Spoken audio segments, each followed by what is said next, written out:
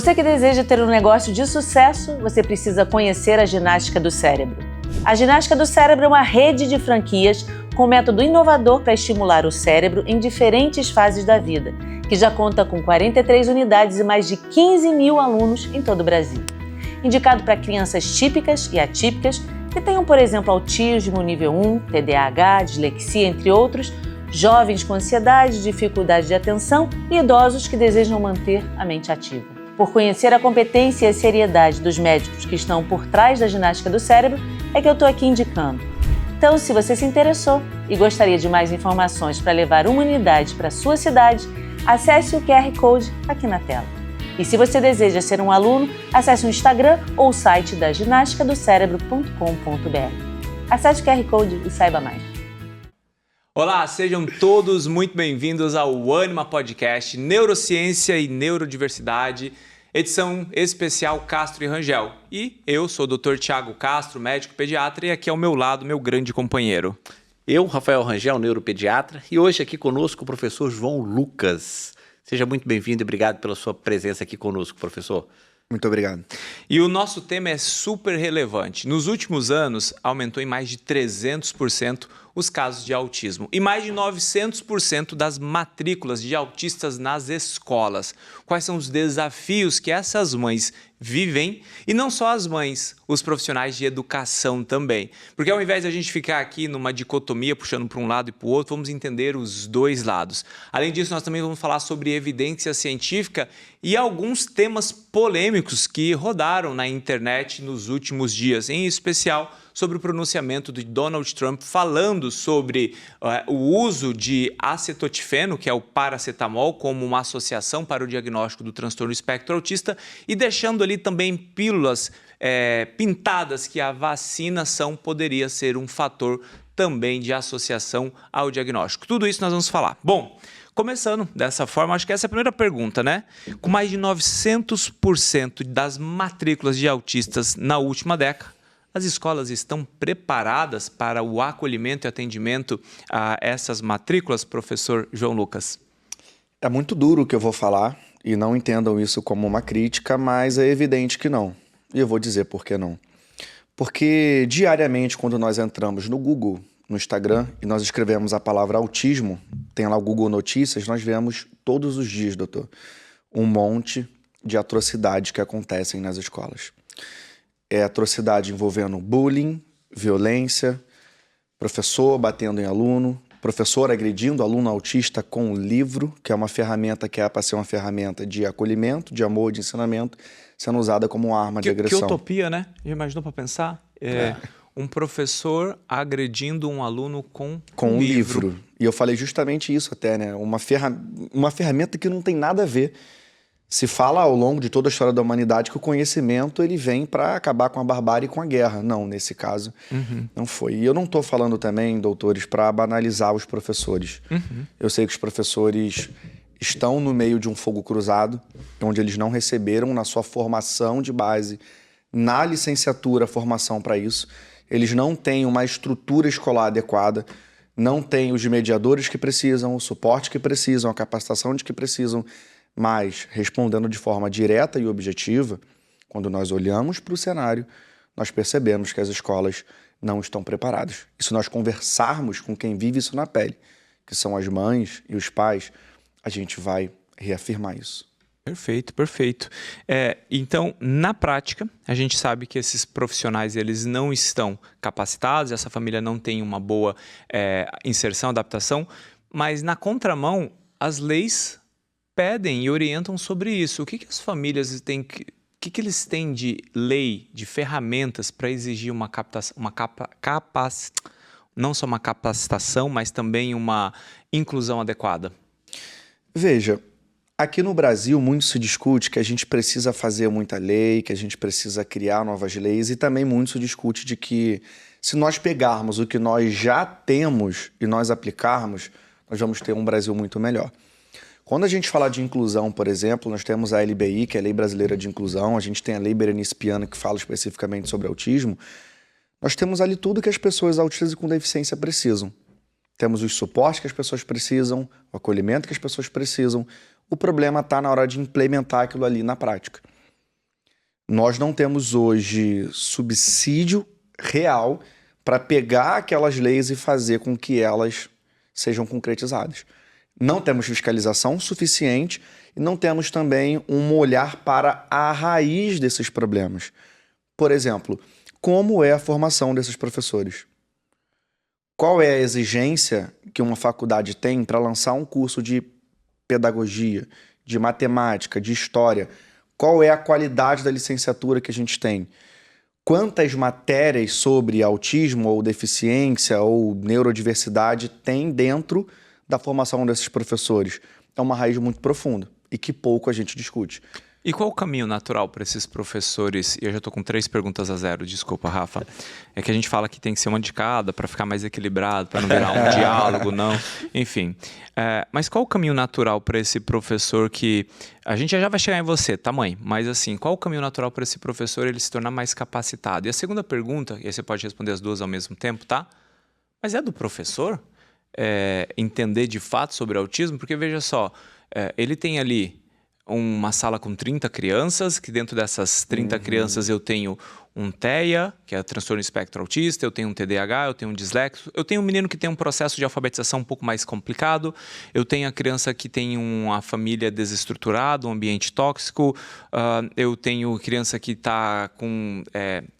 desnutrição, porque não tem recurso, não tem dinheiro. Ou seja, olha o que é uma sala de aula quando a gente pensa na rede pública. No Rio de Janeiro você tem a violência. A violência, ou seja... Escolas fechadas por conta de troca de tiro entre facções e milícia e polícia. Loucura. Então, responda essas duas perguntas, né? Primeiro, é do professor entender, saber? E 2, qual seria o caminho para ele? Nossa, que excelente pergunta.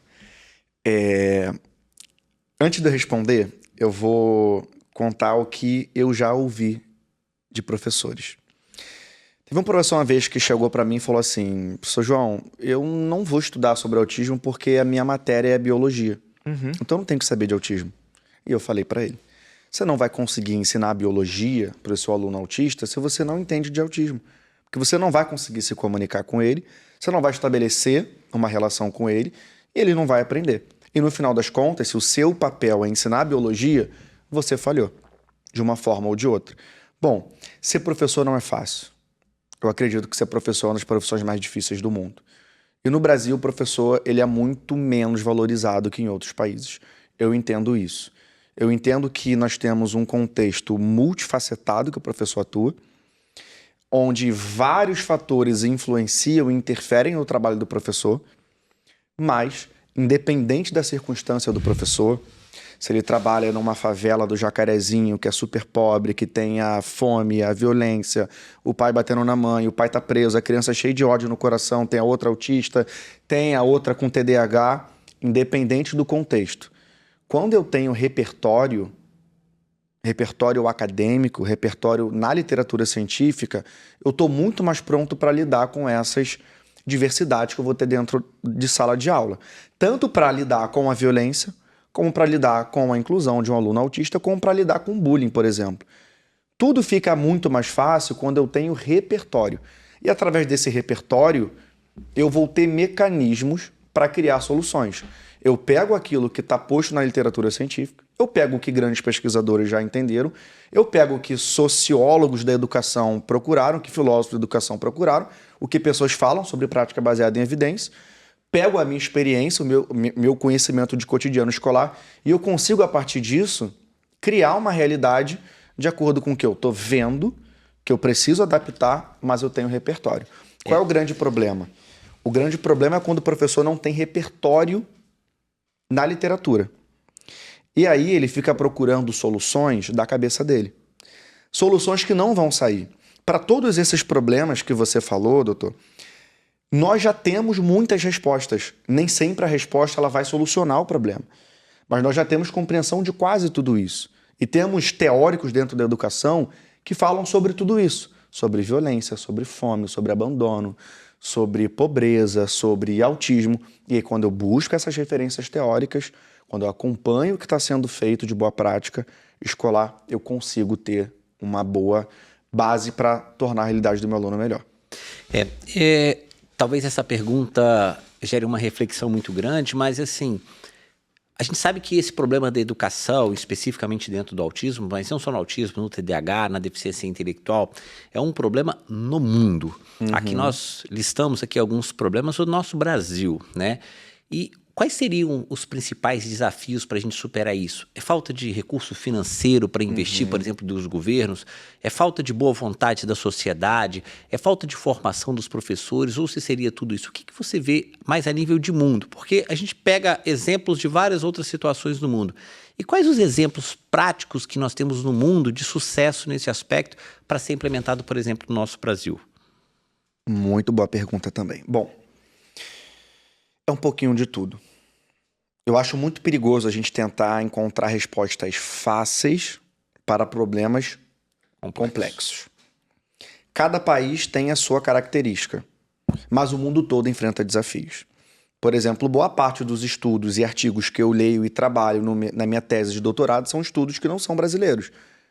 E até os brasileiros são publicados fora, mas a maioria não são pesquisando realidades no Brasil. No Brasil. E a gente encontra dificuldades, principalmente quando se fala de transformar a prática inclusiva fundamentada no uso de prática baseada em evidência. Isso é no mundo todo. E a principal lacuna que a gente identifica no mundo todo é um distanciamento entre a comunidade científica, entre o mundo científico e a prática escolar.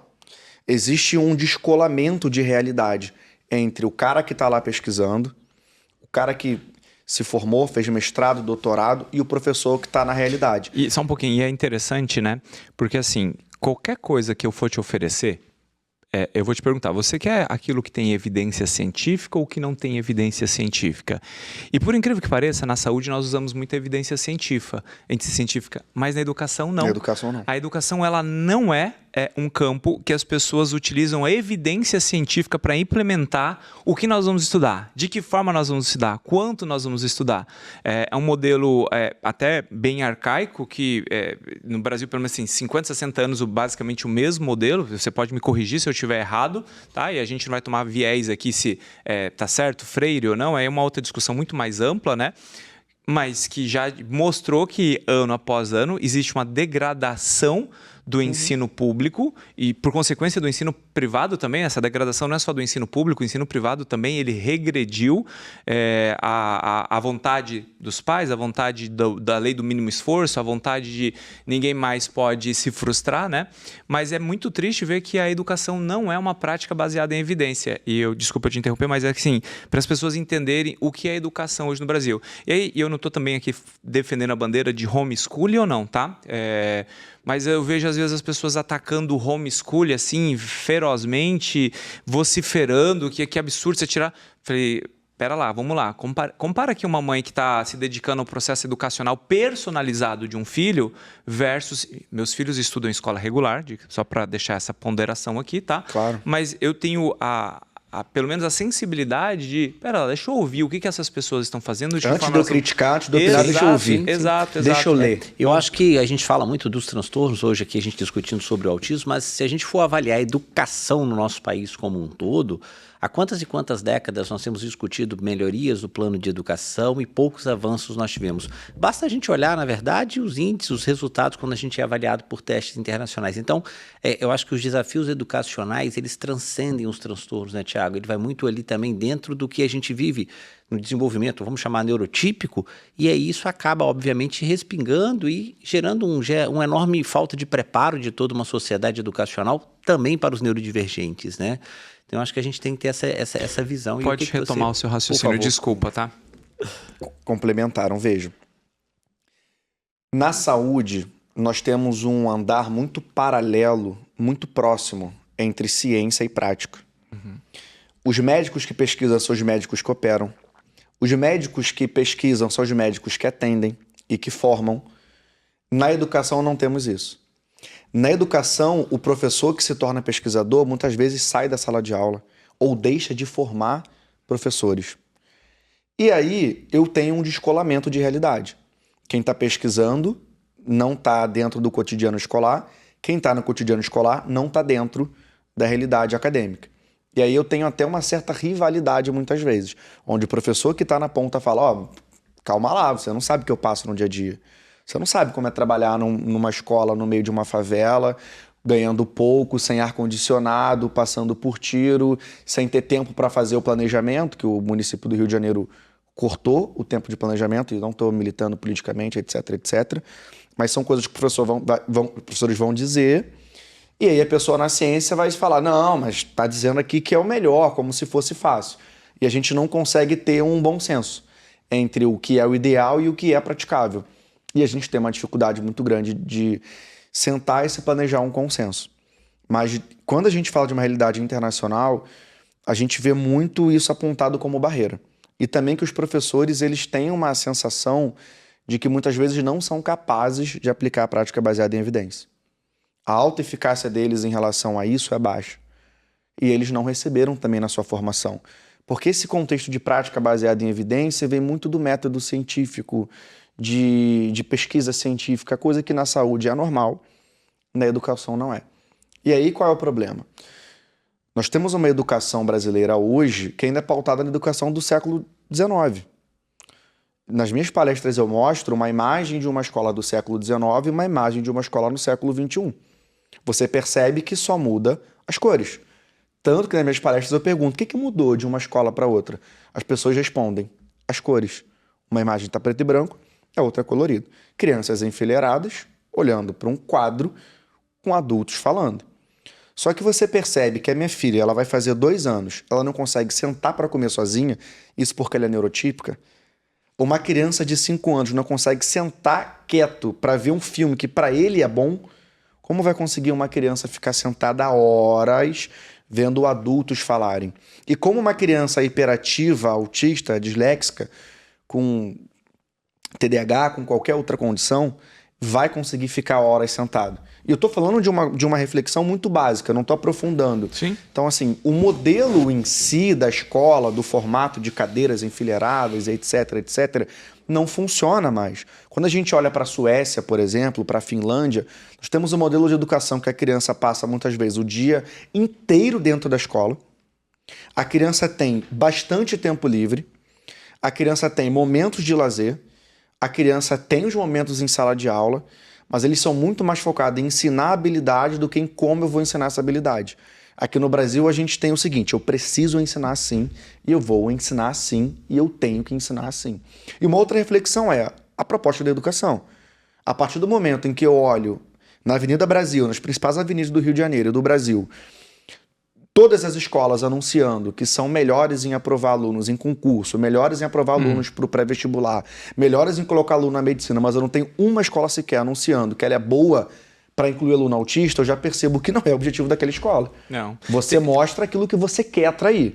Então, a partir do momento que não é o meu objetivo, eu não vou alcançar o meu objetivo. A partir do momento que não está no meu plano político-pedagógico, não está no meu business plan, ser uma escola referência à inclusão, ou eu não digo para o mundo que eu quero ser uma escola boa para essas pessoas, eu não vou trabalhar para isso.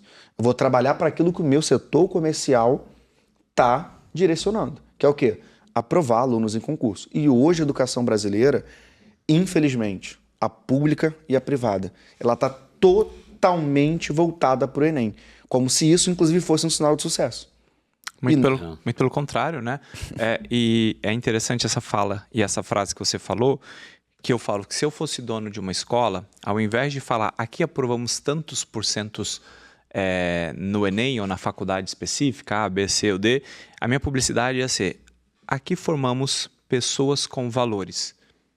Ou, por exemplo, desenvolvemos o verdadeiro intelecto e os valores. O verdadeiro intelecto mandou bem. O verdadeiro intelecto e virtudes. Porque o verdadeiro intelecto não é você ser treinado para fazer uma prova de 4 horas. Eu nem sei se é 4 horas mais. Muito pelo contrário. Quando você treina essas crianças com o único fim exclusivo de passar nessa prova, a pressão que é para essas pessoas. E aí, eu não estou aqui colocando esses meninos como coitados, né? Mas olha a falha do processo educacional. A frustração se você não consegue aquilo que você fez, porque começa a virar uma competição. A competição começa na 7ª série. Quem vai conseguir, quem não vai conseguir, e aí a pessoa que não está tirando as boas notas nessa fase, ela já começa a se sentir insuficiente. Aí ela por por consequência, por avaliar 1, 2, 3 que estão do seu lado e que se performam melhor, ela já sabe que as vagas da medicina e do direito, que provavelmente são as faculdades mais bem elencadas pela população, já serão delas, aí ela se contenta não com aquilo que ela gostaria de fazer, mas com aquilo que é o que sobrou para ela fazer, ou ela vai tentar aquilo e não vai conseguir. Olha o desastre sistêmico. E que não significa que quem passou para a medicina bem será um bom médico. Não. Porque nessas escolas preparatórias, por exemplo, quando chega num período ali que o aluno tem que estar preparado para a prova, ele não é treinado para aprender, como você disse, o verdadeiro intelecto. Ele é preparado para passar numa prova. Perfeito. Com musiquinha de decoreba, decoreba, decoreba. Ok. Só que quando esse indivíduo chegar na faculdade, ele vai ter que aprender totalmente diferente. Ele vai ter que aprender a olhar para o indivíduo, fazer uma anamnese, fazer um diagnóstico, ter um olhar clínico, um olhar crítico, e esse indivíduo não tem olhar crítico e olhar clínico. Ele só sabe decorar. E aí já era. E quando a gente volta então ali para o universo neurodivergente, né, no autismo, no TDAH, todos esses desafios da educação que a gente está falando aqui, a gente acaba focando muitas vezes na infância, né? Só que essas crianças, elas se tornam adolescentes e se tornam adultos. E como que esses adultos, então, com esse desastre muitas vezes educacional, pela falha de todo um sistema, chegam no mercado de trabalho? E quais são assim os grandes desafios que, além do autismo, além do TDAH, por si só já é um grande desafio muitas vezes estar inserido, a falta muitas vezes de qualificação da educação, da profissão, do ponto de vista de formação mesmo de base ali. Como que isso repercute ali no dia a dia, professor? Como é a sua visão a respeito disso? Excelente. A escola falha também, a sociedade falha quando não prepara o autista para o mercado de trabalho. A Lei Brasileira de Educação, a LDB, Lei Brasileira de Diretrizes e Bases, ela vai dizer que no final das contas, o objetivo da escola é formar um cidadão para o seu pleno exercício da cidadania e para o mercado de trabalho. Porque o mercado de trabalho ele significa a maior emancipação do ser humano. Estou no mercado de trabalho. Me emancipei, sou um adulto, tenho autonomia. Só que a gente não tem ainda uma sociedade pronta para discutir isso, por vários aspectos. Não temos empresas prontas para serem inclusivas, não temos a escola cuidando do básico, e nós estamos ainda discutindo coisas que em outros países já passou. Só para dar um exemplo, ao mesmo tempo que eu respondo a sua pergunta, tem um documentário que fala sobre amor no espectro, se eu não me engano é na Austrália. Na Austrália, eles não estão falando de inclusão escolar, eles não estão falando de intervenção precoce, eles estão falando de como ensinar o autista a casar. Eles estão falando de como ensinar o autista a trabalhar, como preparar um autista para conseguir chegar e abrir uma conversa, a perguntar o seu interesse, para eu entender se você pode ser um bom amigo para mim, considerando as minhas características de hiperfoco, etc. Aqui a gente não consegue ter ainda. E aí nós temos uma pessoa autista, adulta, que muitas vezes não foi alfabetizada adequadamente, não aprendeu os conceitos matemáticos adequadamente, entrou e saiu da escola sem saber por que entrou e como saiu, se fazia a seguinte pergunta: para que eu estou estudando isso? Eu, inclusive, me fazia essa pergunta, e muita coisa que eu estudei eu ainda pergunto, porque eu não lembro para que serve. E esse autista ele não aprendeu a habilidade social, ele não aprendeu a se comunicar conforme o outro entende que ele está dizendo, não conforme o que ele pensa que o outro está entendendo. Ele não tem uma sociedade que vai olhar para ele considerando que ele é autista, considerando que ele funciona de maneira diferente. E aí, cara, você tem aí um índice de desemprego de pessoas adultas autistas enorme, pessoas adultas autistas com uma chance muito maior de desenvolver depressão, ansiedade, ideação suicida, e essas pessoas sendo escanteadas. Não é falado muito sobre isso, não se cria tanta comoção também. E quando tem uma pessoa autista, adulta, que consegue passar por um processo de intervenção precoce, estimulação precoce, e ela alcança uma posição de destaque na sociedade, a sociedade vira para ela e questiona: você é autista mesmo? Ou o contrário. Você só conseguiu... Ela conseguiu porque ela é autista. Ou seja, é como se o autismo dela fosse um doping e os desafios dela não tivessem representado nenhum tipo de sofrimento. E aí tiram o mérito dessa conquista colocando nas costas do autismo. Só conseguiu porque ele tem a habilidade do autismo. Ele sofre das duas pontas, né, Thiago? Se ele consegue, ele é subjugado, realmente você é autista. E se ele consegue... É isso que o Thiago acabou de falar aqui, né? Da pessoa, você só conseguiu por isso, ou seja... Nos dois jeitos você só conseguiu... Nos dois jeitos tá ruim. Dos dois jeitos você não conseguiu, ou você conseguiu, ou porque você trapaceou pelo seu autismo. Enfim. Vai do céu ao inferno, né? Ou a pessoa é tratada como burra, esquisita, por ser autista nível 3 de suporte. E se for autista nível 1 de suporte, com a cognição, o intelecto preservado, com altas habilidades, nossa. Os autistas são inteligentes igual o doutor do The Good Doctor.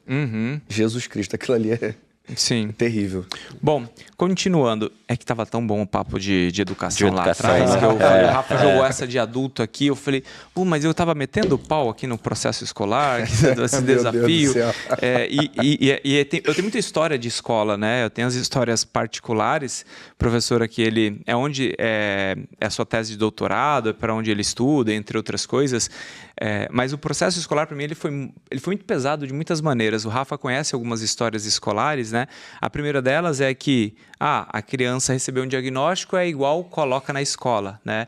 O que, de certa forma, e na maior parte das vezes, está equivocado. Imagina, aquele menininho tem 1 ano e meio, tem 2 anos de idade, e como uma abordagem terapêutica paralelo a todas as outras orientações é colocar na escola. Só que a escola, primeiro, que ela não está nem capacitada para isso. Segundo, a criança não tem habilidade para isso também. Porque qual que é o objetivo central da escola? O objetivo central é que ela ganhe alguma habilidade. Se ele não olha, se ele não sabe brincar, se ele não sabe socializar, se ele tem dificuldade sensorial, se ele tem dificuldade motora. Cara, você colocar ele no meio da escola é você atrapalhar todos os sentidos sensoriais dessa criança, é você dar um bug motor na cabeça dele, é você jogar ele para quebrar a rigidez. Criança autista tem dificuldade com sono. Não, agora vai dormir na escola. Cara, ele tem dificuldade de dormir em casa na hora do almoço e aí você quer que ele durma na escola com tantas outras crianças, sem o colo da sua mãe, com 1 ano e meio, com 1 ano e 3 meses, com 1 ano e 9 meses. Você imagina, é cruel quando você para pra pensar assim. E aí a gente volta, né? Olha como que às vezes é a história do ser simples sem ser simplista, né? Que essa frase não é minha, né? Então, assim, a gente pega uma criança, 1 ano e meio, 2 anos, que não está falando, e eu coloco dentro de uma escola. Aí eu pergunto, mas espera aí, a escola é um centro de terapia? A escola é um centro de terapia fonológica? A escola não tem no Brasil esse papel.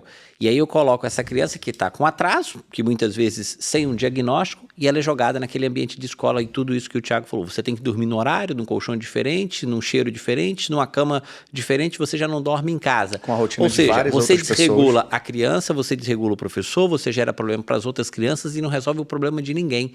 Né? Então, olha como eu despreparo isso, a gente fala até como médico também, muitas vezes a gente aprende isso, e que bom que isso esteja mudando, talvez nas faculdades, na formação, em que criança pequena não fala, coloca primeiro na escola e depois vê o que é. Quantas vezes eu falo, estou com 20 anos de formado, eu aprendi isso na faculdade. Então eu replicava esse modelo porque era a forma como eu fui ensinado. E na verdade a gente entende que a escola não tem esse papel. Então a gente precisa também, aquela história, né? Adianta eu jogar essa culpa para a escola? Não, a culpa é de quem, nesse caso especificamente? Do profissional da saúde, que não teve a capacidade de diagnosticar, que não teve a capacidade de trabalhar. E eu falo para o médico, para o psicólogo, para o terapeuta ocupacional, para o fonoaudiólogo, para todos os profissionais da saúde, qual é o momento ideal de colocar essa criança na escola? Quando ela está, Thiago, minimamente preparada, né? E isso vai depender de cada criança, do seu desenvolvimento, da sua família, para poder saber se essa criança pode ir para a escola com 2 anos ou se ela pode ir com 4, 5 anos, quando a gente, então, faz um trabalho para prepará-la em relação a isso. Ela, né? E a escola. Ela tem que estar preparada e a escola também. Porque ela pode estar preparada, ou seja, ela tem a capacidade e habilidade de ser inserida, mas a escola não tem a capacidade e a adaptação inserida. Ainda sobre esse assunto escola, e aí depois a gente volta lá para onde vocês estavam, e aí o que é adaptação e inclusão escolar? Tá? O que é essa criança... Agora vamos pegar essas crianças maiores, vamos esquecer aqui a do maternal, né? Vamos ir pensar... Deixa eu só fazer um adendo. Vai lá. Só adicionar uma coisa muito interessante.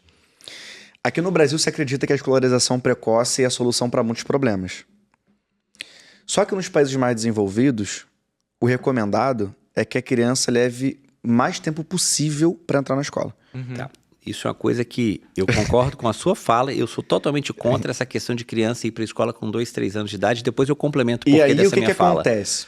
Por conta de um contexto social onde no Brasil os pais precisam sair para trabalhar e colocar seus filhos na creche por uma necessidade financeira para conseguir trabalhar e pagar suas contas, confundiram a coisa toda, pegaram uma necessidade social, da necessidade dos pais saírem para trabalhar e começaram a dizer que isso é melhor para o desenvolvimento das crianças, quando não é.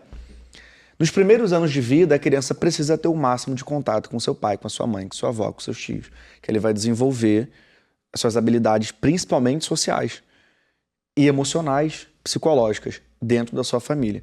Então, quando a gente olha para esses países aí que eu falei, por exemplo, Finlândia, Suécia, Canadá, Dinamarca, a gente não tem criança muito nova indo para a escola. E uma outra coisa que acontece é que as crianças, em hipótese alguma, entram na escola às 7 ou 8 da manhã. Em hipótese alguma, entram na escola às 7 ou 8 da manhã. Isso que o professor João Lucas está falando é fantástico, né? E é uma discussão importante, porque, veja bem, enquanto o país mais desenvolvido está dizendo que a criança não tem que ir para a escola muito nova, por conta da necessidade dos pais trabalharem no Brasil e por conta da falta de quantidade de profissionais disponíveis na terapia, o que se fala por senso comum? Se ele não tem fono, bota na escola que vai falar. Se ele não tem TO, não tem lugar nenhum que tem TO, no SUS não tem TO, bota na escola para falar. Se ele não tem psicólogo, bota na escola para falar. Ou seja, misturaram tudo e fizeram um produto que não está dando certo. Eu acho que assim, você colocou muito bem, eu queria só um segundo aqui para poder colocar aqui o que eu tinha dito anteriormente, que é o seguinte: existe uma necessidade quando a família, por questões sociais, precisa colocar essa criança em algum local para ele ser cuidado. A creche. Mas esse ambiente de uma criança pequena tem que ser para um ambiente para a criança brincar, se socializar. E aí você falava o seguinte, né? Por que os países mais desenvolvidos colocam as crianças mais tarde? Primeiro, eles são mais desenvolvidos porque a educação deles é melhor. Porque a educação está diretamente relacionada ao nível de desenvolvimento socioeconômico, financeiro. Então você deu o exemplo de Canadá, Suécia, Finlândia aqui. Essas crianças vão para a escola nesses países depois dos 6, 7 anos de idade, quando ele desenvolve um mínimo de habilidades no cérebro que a gente chama de funções executivas.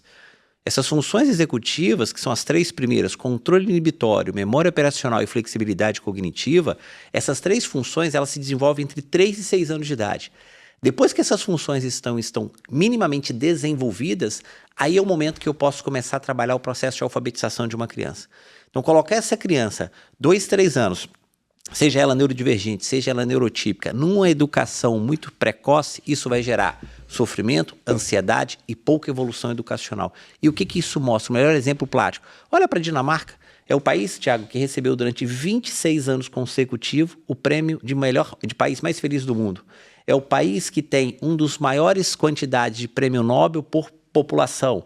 É um dos países com melhores IDH do mundo. Por quê? Lá naquele país, a educação formal inicia-se entre 6 e 7 anos de idade, entre 7 e 8 anos de idade, depois que essa criança desenvolveu as habilidades cerebrais para ser alfabetizado.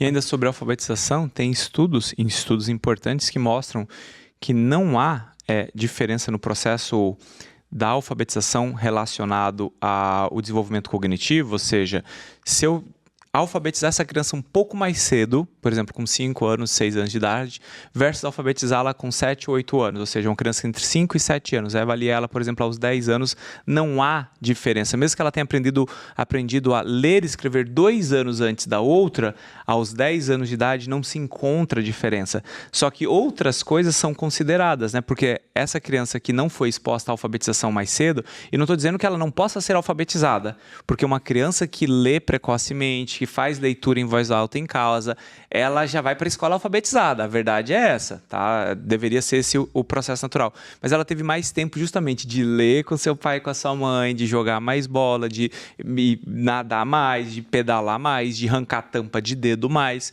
Por quê? Porque ela não está na escola. E uma outra coisa interessante de escola ainda, que era uma discussão que eu tinha muito com o dono da escola, que era uma escola... Enfim, era uma escola que a gente deixava o nosso filho Noah, que ele fazia. Eu era muito amigo do dono e do criador daquele modelo de escola, que era uma escola católica, entre outras coisas. E eu falava para ele, eu falei, cara, não faz sentido a criança ter atividade física só 2 vezes por semana. Porque atividade física, cientificamente falando, neurocientificamente falando, é o troço que deveria ter todos os dias, talvez 2 vezes por dia. Faz mais sentido uma criança de 7, 8 ou 9 anos de idade, ela fazer todos os dias 2 vezes de 20 minutos de atividade física, do que literalmente aprender química. Não é um exagero, eu estou falando cientificamente falando. Por quê? Porque você vai melhorar o processo de regulação hormonal, emocional, você vai melhorar o cérebro dessa criança, regular o sono. Regras, respeito, é sensacional. Tem os fatores neurotróficos derivados também que aumentam com exercício. Tem a neurogênese. Uma dica aqui para quem está nos assistindo aqui, saindo um pouco do universo de artigos científicos, tem um livro que reflete muito sobre isso, chama Crianças Dinamarquesas, que é um casal, né? Legal. É um casal, né? Um pai dinamarquês e uma mãe americana, e eles têm um filho na Dinamarca, então eles contam um pouco esse processo, né? A mãe, especificamente, né? Ela é americana, então tem um outro modelo de educação, e ela passa a entender o porquê a Dinamarca tem tantos esses prêmios. Esse livro relata exatamente isso, é um livro fantástico, um livro de rápida leitura, disponível em muitas plataformas, Crianças Dinamarquesas. Eu acho que traz muito isso nesse sentido. Só um fato curioso, vocês já perceberam que o Neymar é uma estrela do pôquer? Que é um esporte difícil? Por quê? Nem ideia. Não tem ideia. Eu sei que do futebol ele é bom. Ele é um gênio do futebol. Para ele ser um gênio do futebol, ele adquiriu a habilidade de concentração, de visão panorâmica, de autocontrole, de timing, de cálculos. E aí o que acontece? Ele generaliza aquela habilidade para uma série de coisas. Então, quando a gente expõe uma criança a escalar, a brincar, a fazer um jogo de oposição, a fazer uma estafeta quando é criança, ela está desenvolvendo ali um monte de habilidades emocionais, matemáticas, sociais, de comunicação, de regra, resiliência, que ela vai estar muito mais pronta para a vida do que ficar aprendendo disciplina pela disciplina. Até porque boa parte das profissões que hoje existem vão acabar. Não existirão daqui 20 anos. Né? Mas enfim, senão a gente vai falar até amanhã sobre isso. Mas é importante porque, assim, outro dia, a discussão de casa, né? Eu tenho umas discussões profundas com o meu filho. A gente fala sobre morte. Filho, então vem cá, papai vai morrer, se papai vai morrer, como vai o cenário quando o pai morre, né? As pessoas têm medo de falar da morte. Outro dia, ficou 2 dias que é redundante, né? Eu falei num evento que eu fiz, falei, gente, se eu morrer agora, eu tô feliz. Tipo, tá tudo bem. Você quer morrer? Não. Mas, para mim, morrer primeiro, eu sou salvo porque eu acredito em Deus, eu acredito nele como meu salvador, então eu acho que o maior desafio é você saber para onde você vai. E eu tenho convicção, porque eu acredito nele como meu salvador, tá? 2, quando você deixa um legado. O legado pode acabar daqui 2 anos, ou daqui 10 anos, ou daqui 100 anos. Mas eu tenho certeza que eu já deixei um legado importante, seja na formação de ter já capacitado 600 médicos, então isso ecoa sistematicamente no diagnóstico do Brasil, seja nas coisas e no legado que eu já deixei no meu filho, enfim, uma série de coisas. Mas voltando ainda sobre a discussão que a gente teve na roda de conversa lá de casa com a minha mãe, o Rafa fala uma coisa muito interessante, educação ainda é o meio mais importante para tirar alguém da pobreza.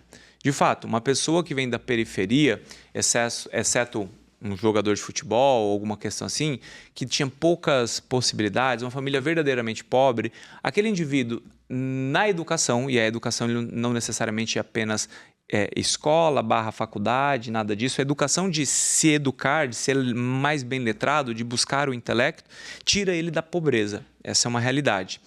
Só que, culturalmente, o caminho final da educação para todo mundo é a faculdade. Para todo mundo. Nós crescemos ouvindo que tem que ser faculdade. E aí minha mãe falou, e qual é a faculdade que ele vai fazer, né? Eu falei, eu não sei. E nem sei se vai fazer faculdade. Eu tenho isso muito claro. Ele vai ter o poder de querer decidir e se ele optar por não fazer a faculdade, eu estou muito tranquilo de falar, tá tudo bem. Porque o que ele tem que aprender? Ele tem 10 anos e é o que ele está aprendendo. Ele tem que aprender muito sobre filosofia, ele tem que aprender muito sobre português, não necessariamente isso é na faculdade.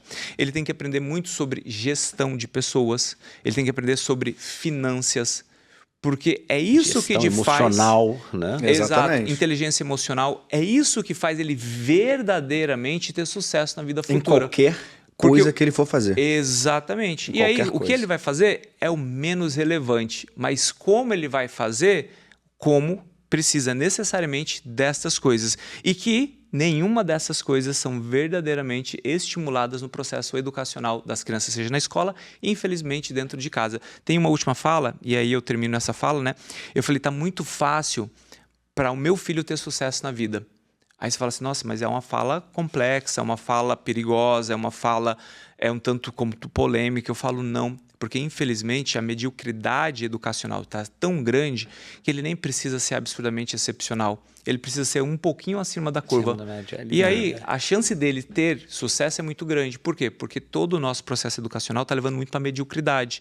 E não só a escola, infelizmente, a gente, mais uma vez, nós não estamos jogando contra a escola, nós estamos fazendo uma avaliação geral sobre o processo. O professor que lida com isso, né, o professor com muitas especializações, está endossando o que nós estamos falando aqui. É um modelo de sociedade. Exato. É um modelo de sociedade. Bom, eu encerrei o assunto escola. Eu vou voltar aqui para o Thiago aqui. Você falou do Neymar, né? Sobre a habilidade dele de jogar futebol, uma habilidade motora inquestionável, uma habilidade que ele consegue, então, repercutir isso para o pôquer jogando, né? Thiago, qual outra ferramenta, então, que a gente pode trabalhar essas funções de atenção, de concentração e desenvolvimento dessas habilidades? Maravilha. Essa não é para o professor João Lucas e eu tenho o prazer de falar para vocês que a ginástica do cérebro, ela apoia esse episódio aqui do nosso Ânima Podcast. A ginástica do cérebro é um modelo de franquia que você pode ser um franqueado, você pode ter na sua cidade essa franquia, que ensina, que ajuda, que estimula crianças típicas e atípicas de menor nível de suporte com atenção, com foco, com memória, com planejamento, com motricidade fina, que ajuda não apenas crianças, mas também pessoas da terceira idade. Então, seja você um franqueado da ginástica do cérebro, o QR Code está aqui ao lado, escaneie esse QR Code, pergunte, tire suas dúvidas, baixe agora o PDF para você entender mais sobre o que é a ginástica do cérebro. Eu vou escanear esse Vai QR lá, Code pode aí. Escanear. Enquanto o Rafa faz a sua pergunta, eu vou lá pegar água. Eu vou pegar água para você, professor. Acho que eu vou escanear esse QR Code para ser um franqueado. Então seja. Perfeito. Professor João Lucas, eu queria fazer uma pergunta aqui, um tanto às vezes polêmica, mas que a gente possa refletir um pouquinho sobre o modelo de atendimento das nossas crianças, fugindo agora um pouco do universo de escola, trazendo um pouco para o universo de clínica, de profissionais, né? Esse modelo que nós temos hoje no Brasil, né? Se discute muito a ciência ABA, se ela funciona, se ela não funciona, como ela funciona. Queria que o senhor trouxesse um pouquinho a reflexão, alguma fala a respeito do atual modelo que nós temos de tratamento em clínicas de pacientes neurodivergentes. No Brasil, a gente sofre muito por conta primeiro, da influência da anticiência.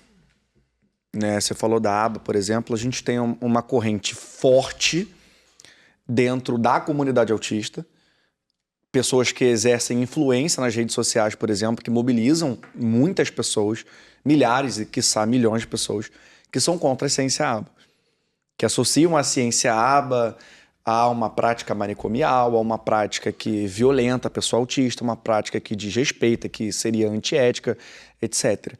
Então, começando por aí, a gente já tem um problema no entendimento de um modelo nacional. E uma outra coisa é que nós temos muita gente boa, mas nós temos muita coisa ruim. Hoje, o mundo do autismo está caminhando para ser igual à igreja, em cada esquina ter um. Isso é bom por um lado, mas é ruim por outro. É bom porque, do ponto de vista de você ter acesso, isso é excelente. Agora, é ruim quando a gente pensa, quem são as pessoas que estão abrindo essas clínicas? Quais são os profissionais que estão entrando para trabalhar no mercado do autismo? E hoje a gente não consegue ter ainda, o doutor Rafael, uma padronização. A gente não consegue ter o entendimento do que, olha, nós clínicas precisamos fazer isso, isso, isso e isso. Até temos o entendimento do que são as práticas baseadas em evidência e as boas práticas do que tem que se fazer, né? Considerando uma jornada onde o paciente receba o diagnóstico, comece o tratamento, até o final ter a alta. Tem uma jornada ali que a gente pode falar mais adiante. Mas isso não é um consenso e muita gente nem sabe disso. Tem muita gente despreparada atendendo pessoas autistas. Muita gente. E aí, muitas vezes, essa banalização no tratamento, a baixa resposta dos pacientes de evolução, que acaba muitas vezes gerando questionamentos da própria ciência, gerando muitas vezes questionamento, seja das operadoras de saúde, do próprio sistema de saúde, porque são profissionais, esses profissionais precisam receber pelo seu trabalho, né? Você acredita que essa baixa qualificação, então, de muitos profissionais acaba trazendo impactos para os resultados desses pacientes de forma efetiva? Evidentemente. Hoje em dia, para você fazer uma pós-graduação em ABA, você bota no Google aí, você paga R$40 por mês durante 10 meses e em 3 meses você está com certificado de pós-graduado em ABA. Aí eu te pergunto, essa pessoa conhece ABA? Essa pessoa sabe o que é aba de verdade? Não. Mas hoje em dia a pessoa tá lá, sem saber o que vai fazer da vida, batendo cabeça e fala assim, putz, tem um mercado aqui. Tem um mercado do autismo. A pessoa vai lá no Google, fiz uma certificação em aba. Agora eu sou nutricionista que vou trabalhar com terapia alimentar. Tá, mas essa pessoa fez estágio, ela foi aluna nessa posição, ela aprendeu. Porque se ela não foi aluna, ela não vai conseguir ensinar. Se ela não aprendeu, ela não ensina. Então, com a universalização do ensino digital, o que é excelente, porque nós temos excelentes cursos e pós-graduações online, mas, por outro lado, a banalização, nós temos muitas pessoas que não têm uma formação adequada indo trabalhar com pessoas autistas. Recentemente eu participei de uma mesa com um professor na área de educação de inteligências artificiais e eu achei muito interessante a fala dele o seguinte, né? Que nós temos alguns desafios na educação na EAD, né? Que a EAD, a educação à distância, é uma ferramenta muito boa, é uma ferramenta que é utilizada no mundo inteiro, mas que no nosso país existe uma certa falta de regulamentação e de fiscalização nessa ferramenta, que acaba muitas vezes banalizando. Esse é um ponto. Ele traz uma outra reflexão a respeito das inteligências artificiais, que é uma realidade, nós estamos vivendo a era hoje das IAs, né? Do processo que ele chama de alfabetização da população para IA. A gente sabe que os nossos filhos, tem a sua filha com a mesma idade quase da minha filha, né? Naturalmente, quando elas estiverem iniciando o processo de escola de alfabetização, elas vão ter que aprender a lidar com as inteligências artificiais. E aí a pergunta, que é o grande desafio foi dessa mesa que eu participei, é exatamente quem vão ser as pessoas que vão ensinar já essa próxima geração. Eu estou falando disso daqui a 2, 3, 4 anos no máximo de formação, ou seja, nós temos hoje, por exemplo, professores, que aí seriam professores que estão capacitados para aplicar a inteligência artificial nas crianças. É um gargalo muito grande. Não. Então isso acaba repercutindo também dentro do universo do que você falou a respeito da capacitação de profissionais, né? Porque nós tivemos um aumento aí, o Thiago logo no início do podcast citou, de pelo menos 300% dos pacientes com TEA, especificamente, um aumento de 60%, 80% de TDAH nas 2 últimas décadas de pacientes. E quanto tempo que demora, então, para a gente formar bons profissionais, para eles poderem efetivamente cuidar dessas pessoas? Esse é o problema. Tem uns dados muito interessantes quando a gente entra na Sociedade Brasileira de Neurologia e de Neuropediatria. Você vai ver que a quantidade de profissionais é infinitamente menor do que seria necessário para atender uma demanda tão grande de pessoas autistas. No Brasil, estima-se que nós tenhamos em torno de 1 ATO, estima-se que nós temos no Brasil em torno de 1 ATO para cada 10 mil pessoas. A conta não vai fechar se eu tenho uma pessoa autista a cada 38 no Brasil, de 5 a 9 anos. E aí eu tenho pouquíssimas fonoaudiólogas formadas e eu tenho poucos cursos oferecendo. Se não houver uma movimentação dos conselhos junto com o MEC, com uma intenção muito clara e ética de precisamos abrir cursos e cursos de qualidade. E aí o MEC precisaria fazer algo que não seria difícil, procurar faculdades que já são sérias, faculdades que oferecem cursos de medicina, por exemplo, para oferecer terapia ocupacional e fono, é um pulo. É um pulo, porque a faculdade de medicina em si ela já é muito mais regrada, fiscalizada, porque o CREMERG tem um controle muito grande. E ter cuidado para que não se surjam tantas faculdades sem preparo para isso. Mas a gente tem demorado para aumentar a oferta de formação desses profissionais. Tanto que hoje no Rio de Janeiro é difícil você contratar terapeuta ocupacional de fonoaudiólogo. Você pode pagar bem, R$800 a diária, R$700 a diária, R$500 a diária, vai ser difícil você contratar, porque tem poucos profissionais. E por outro lado, tem pessoas que estão olhando para uma janela do mercado e pensando, vou embarcar nessa. Porque se TO está ganhando bem, se fono está ganhando bem e tem pouca gente no mercado, eu vou fazer essa faculdade aqui online, eu vou entrar naquele curso ali e eu vou ganhar dinheiro. Mas não significa que essa pessoa está pronta para aquilo ali. E eu não sei o que a gente tem feito enquanto país, enquanto Estado, enquanto, enfim, sociedade, para mudar isso. Isso muito me preocupa. Porque o número de pessoas autistas vai continuar aumentando. Eu concordo em partes, mas olha só também que interessante, né? A gente fala muito do comércio do autismo, mas quem tem salvado hoje o autismo é justamente o serviço privado. seja por liminar, seja por plano de saúde, que é um serviço privado também, porque em via de regra o serviço público não tem resolvido o problema do autismo. Diferente de outros países, como por exemplo os Estados Unidos, né? Eu atendo muitos pacientes dos Estados Unidos e o governo, de fato, ele entra na escola, ele participa, ele vai lá, ele avalia aquela criança, ela precisa um acompanhante, né? Para saber se vai fazer terapia ou não. E tem uma outra via que nós falamos, que vocês falaram, por exemplo, o subespecialista, no caso o terapeuta ocupacional. Igual a gente fala do mercado de trabalho como um todo, que no Brasil a gente forma muitas pessoas do nível superior e poucas pessoas tecnólogas. Ou seja, a pessoa ela não pode ser técnica. A palavra não é técnica. Nível técnico, É nível né? técnico, é o tecnólogo mesmo. Então, o nível técnico, ele não existe no Brasil porque ele não é incentivado. A pessoa, ela olha com demérito em ser um técnico em eletricista ou eletricidade.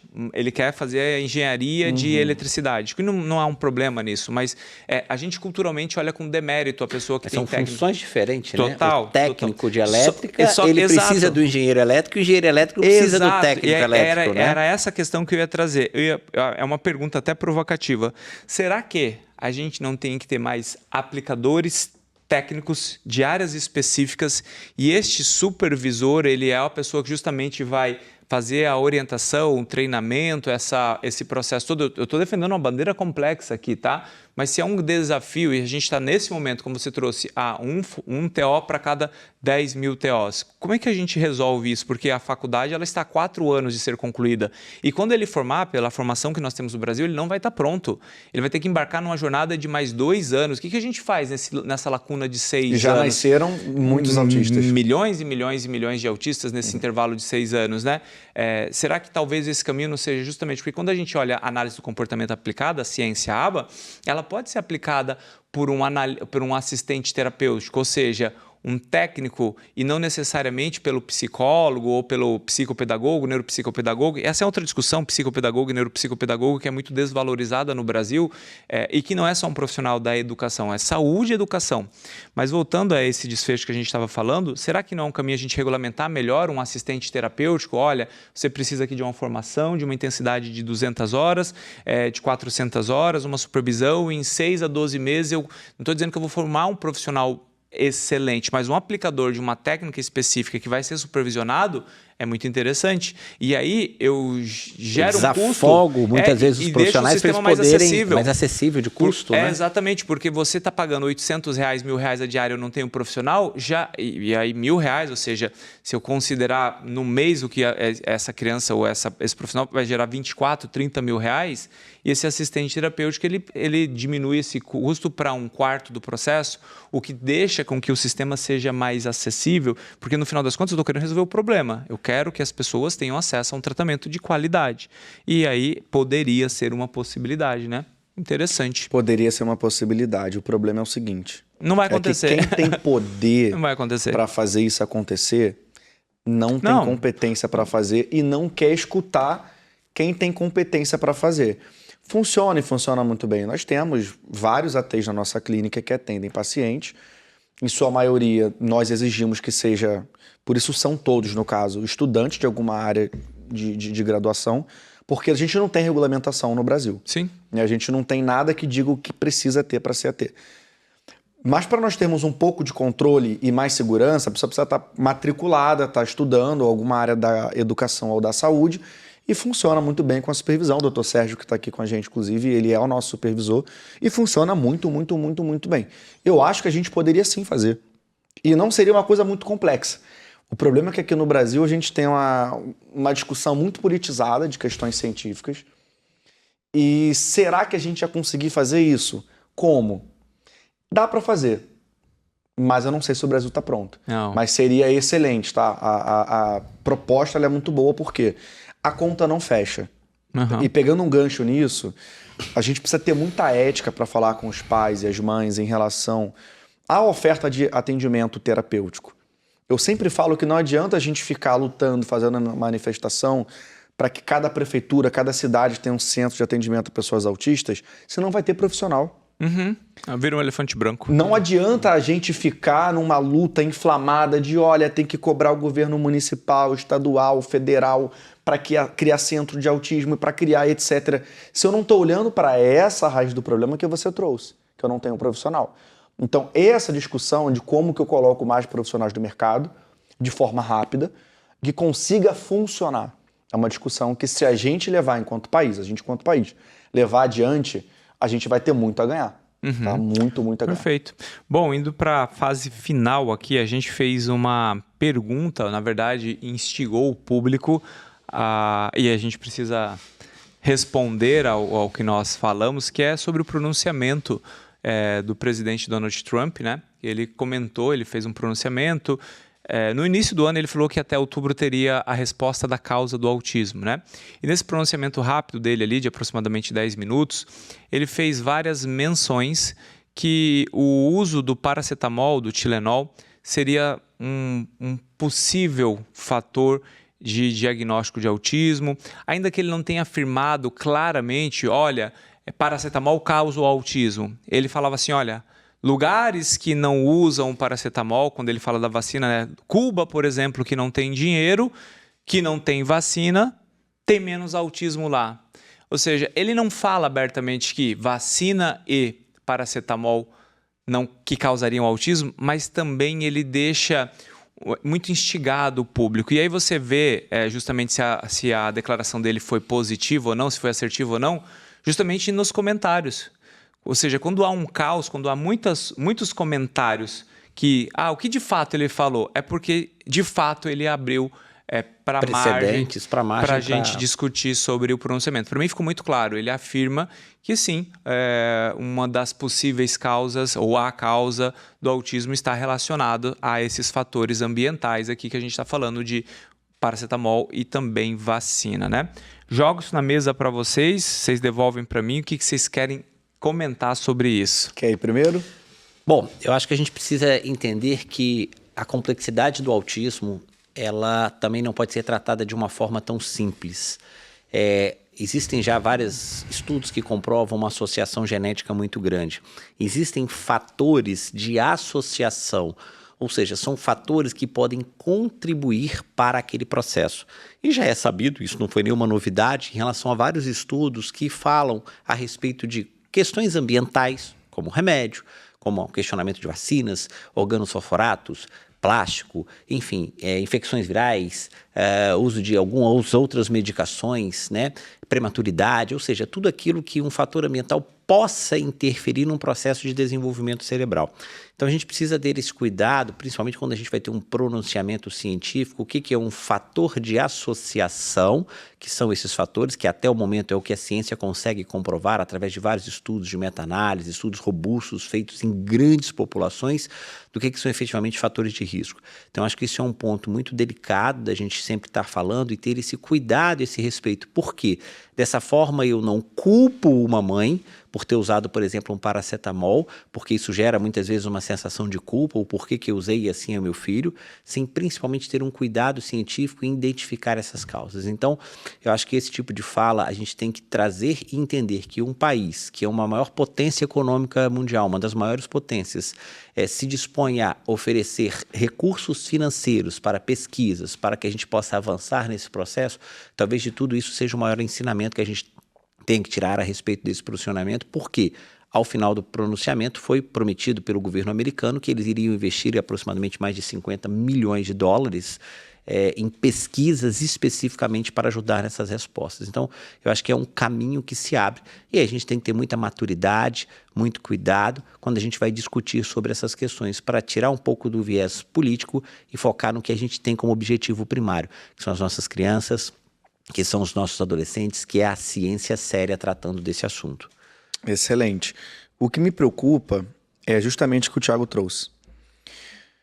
Ele não falou diretamente, o Donald Trump não falou diretamente que paracetamol causa o autismo e nem que vacina está ligada ao risco para o autismo diretamente. Mas se eu ficar aqui hoje dizendo que amanhã vou fazer uma grande revelação para dizer por que as pessoas têm autismo e amanhã eu vou e digo que tem uma associação entre paracetamol e autismo, eu estou induzindo o inconsciente coletivo a acreditar nisso. E aí o problema todo é que o Donald Trump ele é o presidente mais importante do mundo. E aí eu não estou defendendo e nem criticando. Ele simplesmente representa a maior potência do mundo na história da humanidade. E quando ele vem ao longo de muitos meses dizendo que ele vai revelar a causa do autismo, a causa do autismo, a causa do autismo, e nessa última semana ele veio fazendo um pré-lançamento, ele pareceu um especialista em lançamento digital. Vou fazer uma revelação, vou fazer uma revelação. E ele chega e ele faz essa análise, ele pega aquelas pessoas que não têm conhecimento científico, as pessoas que não têm condição de entender o que é uma associação e o que é uma relação causa-efeito, e essas pessoas começam a se induzir, ou serem induzidas, a acreditar que o paracetamol está causando autismo. E existem também muitas pessoas que, por uma questão política, por serem de direita, vão defender tudo que o Donald Trump falar. E vão, inclusive, atacar outros cientistas que são de direita. E eu estou dizendo isso porque eu vi vários médicos referências que são notavelmente de direita, postaram dizendo que essa comunicação do Donald Trump não foi uma comunicação positiva, e pessoas de direita foram lá e criticaram porque uma pessoa de direita não pode refutar algo que alguém de direita falou. E aí pessoas de esquerda estão pegando o pronunciamento do Donald Trump para falar assim, olha, ele é tudo de ruim, tá vendo só? É isso aí que a direita faz no mundo. Resumindo, nós temos hoje um debate que era para ser científico. Livre, o que era para ser muito bonito, pode continuar. Muito bonito, o que era para ser um debate científico, se tornou um debate político, perdeu-se a mão, perdeu-se a capacidade de discutir, as ações do Tylenol, da empresa que produz o Tylenol, caiu muito, já especula-se que o Donald Trump entrou vendido e aí já gera um monte de especulação, mas eu não acho positivo nesse sentido. A nossa sociedade não está pronta para nós fazermos certos posicionamentos que causem mais confusão do que clareza. Eu falo isso porque todos aqui, nós três aqui somos influenciadores digitais.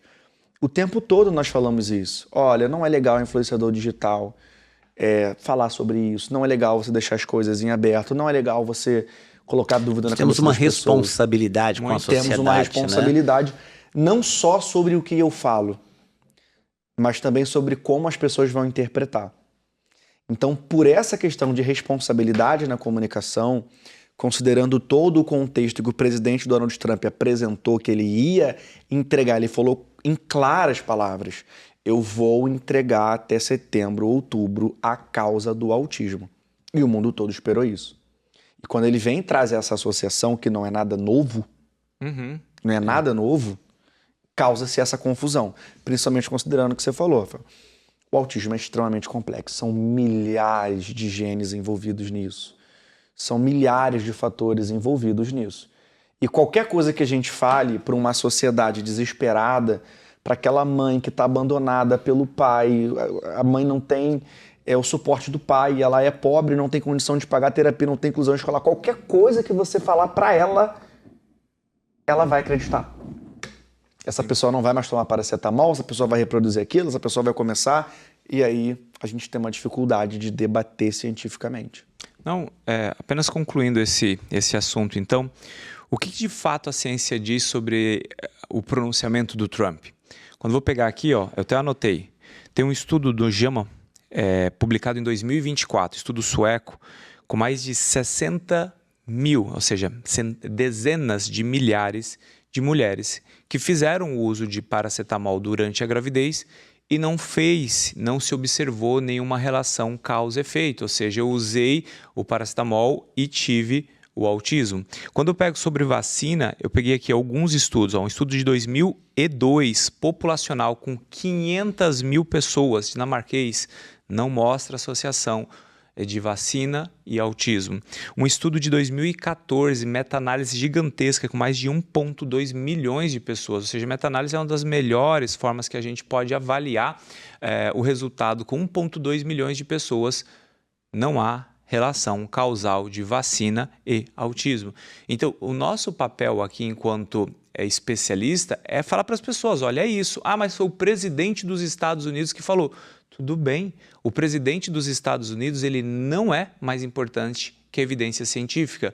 E o dia que aparecer a resposta do autismo, por que nós ficaríamos tristes em saber a resposta do autismo. Muito pelo contrário, eu acho que seria um dos melhores dias da história do mundo. Mas justamente pela heterogeneidade que é o próprio autismo, ou seja, ele não é uma causa, um gene ou um desencadeador proteico. Ele é uma soma de pequenas e complexas alterações genéticas e ambientais que fazem com que esse indivíduo seja quem ele é, da forma que ele é, na pluralidade de nível de suporte que ele tem. E a gente não consegue simplesmente, neste momento, modelar um pequeno gene ou dar uma medicação ou tirar essa medicação e pronto, acabou o autismo. Então, nosso compromisso vai ser sempre continuar com a verdade até que essa verdade ela seja obsoleta e exista uma nova verdade que pode existir. Tomara que ela possa chegar. Tomara. Né? Que ela possa chegar um dia, que ela possa trazer esperança, luz, um tratamento, né? Que a gente possa resumir aqui todo esse nosso bate-papo, que por sinal acho que muito esclarecedor, a uma causa que a gente possa ir lá, intervir, tratar propositalmente, que isso iria trazer tanta paz, tanta felicidade, tanta esperança para tantas famílias. Então, eu acho que de tudo isso, o ensinamento que a gente tem que ter é: vamos continuar estudando, vamos continuar avançando na ciência, vamos contar com os recursos financeiros, porque pesquisa necessita disso. E se um país tão rico como os Estados Unidos está se dispondo a investir nesse processo, tira um pouco o debate político, foca na ciência, Exatamente. porque a gente vai ter muito mais coisas produtivas nesse sentido para todos, seja de direita, seja de centro, seja de esquerda, como sociedade, como pai, como mãe. Eu acho que esse é o espírito que a gente tem que ter. Perfeito. E professor João Lucas, faça por gentileza as suas considerações finais e o seu recado para essa pessoa autista que nos assiste, para essa pessoa típica que está assistindo e que quer mais conhecimento, para essa mãe de autista que está no processo educacional, buscando o mercado de trabalho, enfim, o que você pode deixar de mensagem para essas pessoas? A principal mensagem que eu posso deixar diante de tudo que nós conversamos e que vem acontecendo é: estude, procure a verdade, saiba julgar o que é verdade, o que não é verdade, o que é científico, o que não é científico. Você que é mãe, você que é pai, procure entender o que é um bom tratamento para o seu filho e o que não é. Não fique na mão do julgamento de outro. Claro, cada um tem o seu lugar na mesa, mas pai e mãe, não fique refém do que outro vai fazer. E você, profissional, tem a capacidade de estudar, de analisar os estudos científicos, de se basear em boas referências, mas você, com a sua própria consciência, determinar o que o seu paciente precisa, porque o tratamento para o autismo ele é único. Cada indivíduo tem necessidades únicas. Então, você precisa ter condição de você criar a solução. Não existe receita de bolo. Perfeito.